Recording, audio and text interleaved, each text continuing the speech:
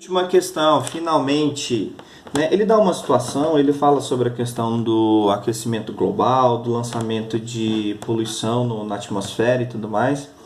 Tá? É importante ler o texto, tá? Numa prova integrada, porque com certeza vai estar relacionado aí talvez com alguma questão da geografia ou enfim. Leia um texto nas provas, viu? Aqui a gente vai focar só por conta do nosso interesse, que é somente essa tabela, tá? Lendo o último parágrafo, ele fala o seguinte, ó, estudos mostram que o teor de dióxido de carbono na atmosfera vem crescendo desde o início do século, como na tabela. Então, em 1900 a gente tinha 270, uma quantidade de 270 partes por milhão de gás carbônico. Depois, em 1950, essa taxa aumentou para 300 partes por milhão. Em 2000, 380 partes por milhão. Tá? A pergunta que ele faz no item 1, ele pede pra gente, ele está falando para a gente o seguinte, tá? Os dados da tabela do texto da questão anterior permitem modelar por uma função quadrática a evolução anual da quantidade de CO2 presente na atmosfera em partes por milhão, em que x representa o tempo em anos transcorrido desde 1900, de acordo com o texto, julguem o item. Ele está falando para a gente, de acordo com essa situação, f de x vai ser igual a x ao quadrado sobre 100 menos x sobre 10 mais 270, é isso que ele está perguntando. De acordo com os dados que estão expostos aqui na tabela, ele pergunta se a função que descreve essa situação, né, que ele diz que é uma função quadrática, se a função vai ser essa aqui. Olha aí, galera, uma maneira interessante da gente resolver essa questão, tá? Isso aqui vale para PAS, vale para Enem também, tá? Vamos usar a questão para resolver a informação que ele pede, para achar a informação, tá? Vamos pensar o seguinte, se esse item fosse um item verdadeiro, se fosse um item certo, né, nós conseguiríamos associar cada um desses valores do ano à quantidade de CO2.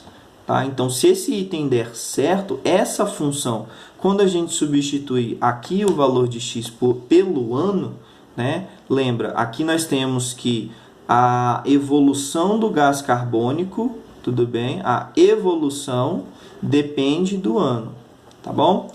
Então, substituindo o valor de x pelo valor do ano, se der o valor correspondente aqui da quantidade de gás carbônico, o item está certo. Se não, o item está errado.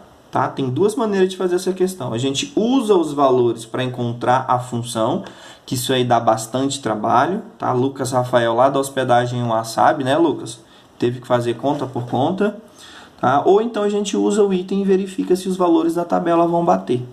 Tá bom? Uma informação importante que ele dá para a gente é o seguinte, ó, ele fala que o tempo começou a ser contado a partir de 1900, tá?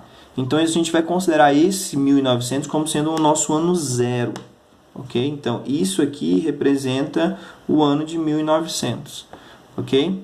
Da mesma maneira, a 1950 vai representar aqui após 50 anos, tudo bem?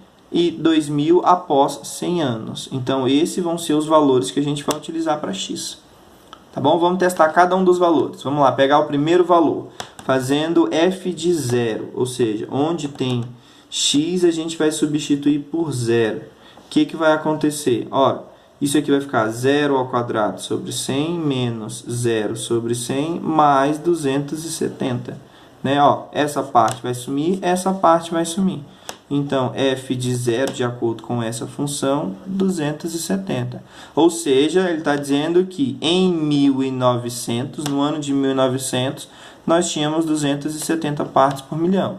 Tá? Então, por enquanto parece que está certo. Para dar certo, tem que dar para todos os valores.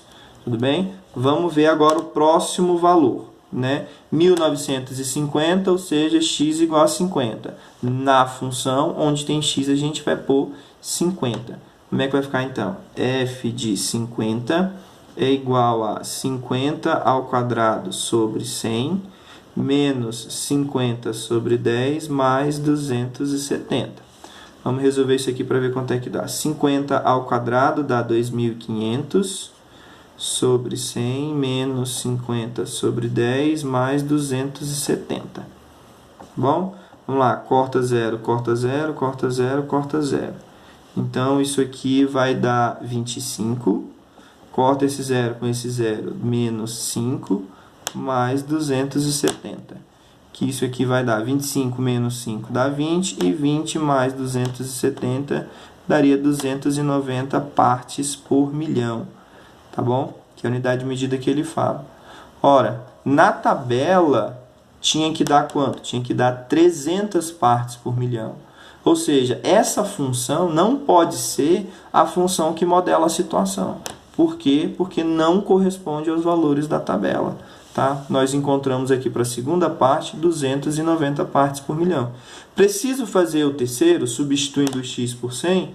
Não, não preciso, porque eu já sei que para o segundo deu errado. Então, essa função aqui não é a função que descreve a situação no texto. Então, ó, esse item é um item falso, é um item errado, é um item mentiroso, ok?